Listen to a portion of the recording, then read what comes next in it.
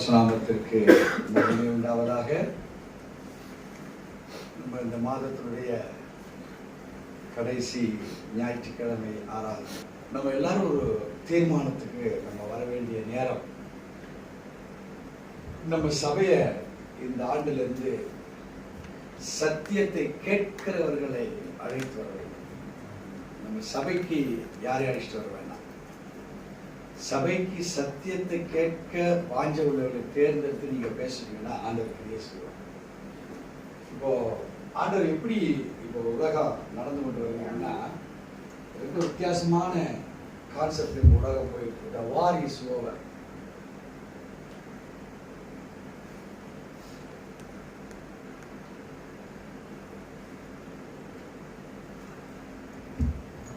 யுத்தம் முடிகிற நேரம். என்ன யுத்தம்னா, சத்தியத்தை அறிவிப்பதற்காக தேவன் எடுத்துக்கொண்ட காலங்கள் எல்லாம் இப்ப முடிகிற தருவாய்க்கு வந்துருச்சு.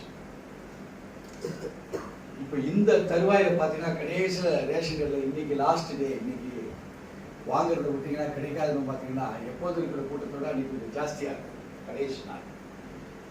இப்போ தேவன் சத்தியத்தினுடைய கடைசி பங்குக்கு நேராக வந்துட்டாரு. ஏன் வந்துட்டாருன்னு கேட்டீங்கன்னா, 1950, 60 உங்களுக்கு விஞ்ஞான வளர்ச்சியினுடைய ஜஸ்ட் ஒரு கிளிம்சஸ், விளிம்பு தான், லைட்டா ஒரு விளிம்பு ஆரம்பிச்சு. 60 ஒருவேளை கொஞ்சம் விஞ்ஞானம் ஸ்டார்டிங் வச்சுக்கிட்டீங்கன்னா 40 இந்த 24வது வருஷம், இந்த 64 ஆண்டுகள்ல தான் உலகமே ஒரு பெரிய ஒரு இதுவரைக்கும் இருந்த பல நூற்றாண்டுகளை காட்டிலும் 1960 இந்த 24க்குள்ள பெரிய பெரிய விஷயங்கள் நீங்க கேள்விப்பட்டிருப்பீங்க. இதுல நாளுக்கு நாள் பெரிய பெரிய விஷயங்கள் வெளியே வந்துட்டு. மாதத்துக்கு மாதம் பெரிய வித்தியாசத்தை பார்க்கிறோம், வருடத்துக்கு வருடம் பெரிய வித்தியாசத்தை பார்க்கிறோம். மெட்ரோ ரயில் திருசூலத்திலிருந்து சும்மா ஒரு கொஞ்சம் தூரம் தான் போட்டது. இப்போ வாஷர்மேன் போயிட்டு எங்கெங்கயோ பிரிஞ்சு போயிடுச்சு. இப்போ பஸ் நேரா சோழிங்கநல்லூர் போகுது. இதோ பின்னாடி இருக்கிற கோயிலம்பாக்கம். ஒரு காலத்துல ஒரு 40 ஆண்டுகளுக்கு முன்பாக கோயிலம்பாக்கத்துல சென்ட் 200-300 ரூபாய் தான். சென்ட் 5.5 சென்ட் நீங்க ஒரு கிரவுண்ட் நிலம் வாங்கி போட்டீங்கன்னா ஒரு 1100 ரூபாய் இருந்தா போதும், 5.5 சென்ட் நீங்க வாங்கி போட்டலாம். ஆனா இன்னைக்கு மெட்ரோ ரயில் சிஸ்டம் அது வழியெல்லாம் போகுது. யாருக்காவது தெரியுங்களா? இன்னைக்கு சத்தியம் எப்படி இருக்குன்னு கேட்டீங்கன்னா, அவ்வளவு பிரம்மாண்டமான முறையில் இன்னைக்கு சத்திய வெளிப்பாடுகள் வெளியே வந்து கொண்டிருக்கு. பிசாசு அநேகரை மட்டம் தட்டி வேதம் சொல்லுகிறது, கூடுமானால் தெரிந்து கொள்ளப்பட்டவர்களும் வஞ்சிக்கிற காலத்துக்குள்ள அவன் கடந்து போவான். அதான் இன்னைய காலம். நம்ம வாழ்க்கையில உலக பிரகாரமான சம்பாதனைகள் அது எல்லாம் நமக்கு 100% தேவை. இந்த கை இருந்துட்டா போதுமான்னு கேட்டீங்கன்னா இந்த கையும் தேவைதான். சரி, இந்த கை தேவை, இது இருந்துட்டா போதுமா, இது கொஞ்சம் தேவையில்லாம பண்ணிடலாமா? இல்லை. அப்போ தேவன் ஒரு சரீரத்துல உண்டாக்கின எல்லாமே தேவையா இருப்பது போல இந்த வேதாகமும் நமக்கு சத்தியத்தை வெளிப்படுத்துகிறது. அப்படிதானே? நீங்க science, English, maths, history, geography, இன்னும் பல விதமான விஞ்ஞான ரீதியான படிப்புகள், ஒரு இன்ஜினியரிங் எடுத்தீங்கன்னா பிரிவாக்கப்பட்டு பல இன்ஜினியரிங். நாங்கள் படிக்கும் போதெல்லாம் பிரிண்டிங் டெக்னாலஜி கிடையாது. இன்னைக்கு பிரிண்டிங் டெக்னாலஜி தனி சப்ஜெக்ட் வந்துச்சு. மரைன்னு பொதுவாக தான் இருந்தது. ஆனா மரைன்ல இப்போ கேப்டன் படிப்பு வந்துருச்சு. கம்ப்யூட்டர்னு எடுத்தீங்கன்னா ஹார்ட்வேர், சாஃப்ட்வேர் 2 பிரிந்து 2 விதங்கள் வந்துருச்சு.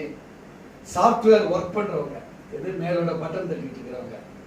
ஹார்ட்வேர் யாரு? அதை உருவாக்குறவங்க. அந்த மவுஸையும் அந்த கீபோர்டையும் கம்ப்யூட்டரையும் எத்தனை ரேமி, எத்தனை ஜிபி, எவ்வளவு மெமரி என்று உருவாக்குறவனுக்கு பேர் ஹார்ட்வேர் இன்ஜினியர். சாஃப்ட்வேர் இன்ஜினியர் யாரு?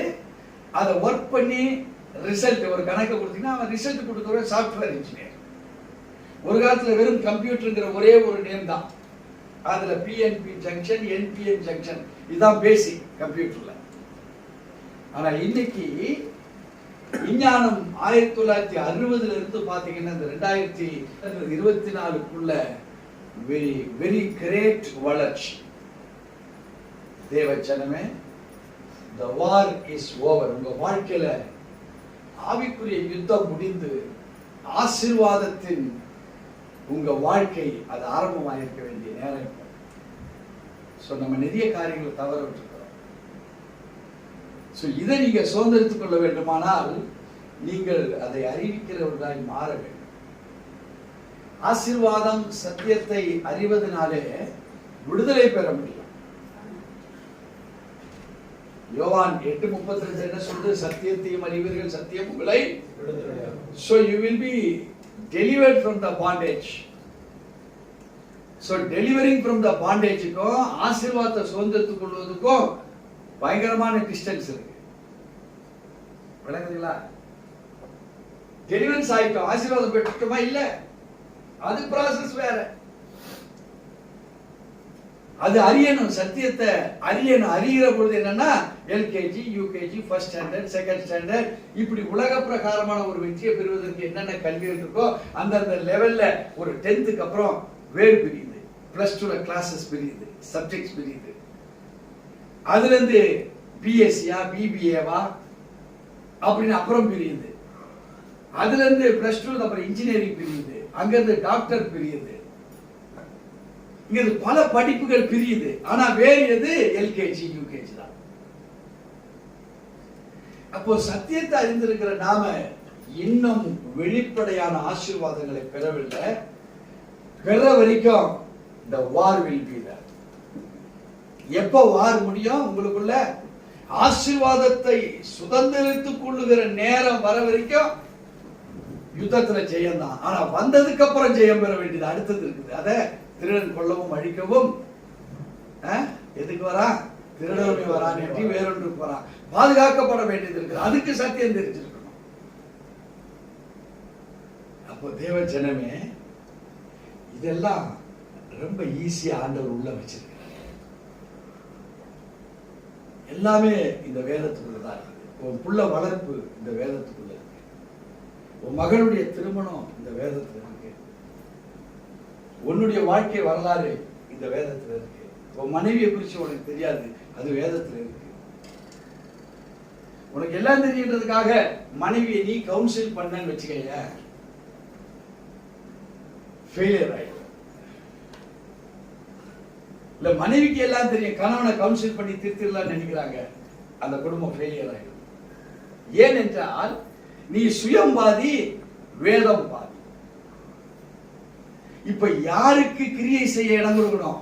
நீ சத்தியத்தை அறிந்திருக்கிற நீ வேதத்தின்படியாக மனைவி கணவனுக்காக, கணவன் மனைவிக்காக, பிள்ளைகளுக்காக, தாயோ தகப்பனோ, நண்பனுக்காக ஒரு யோபுவை போல ஒரு நண்பனோ சத்தியத்தை அறிந்து அந்த சத்தியத்தின்படி அவன் ஜெபிப்பானால் நீ கவுன்சில் பண்ண வேண்டிய அவசியமே இல்லை.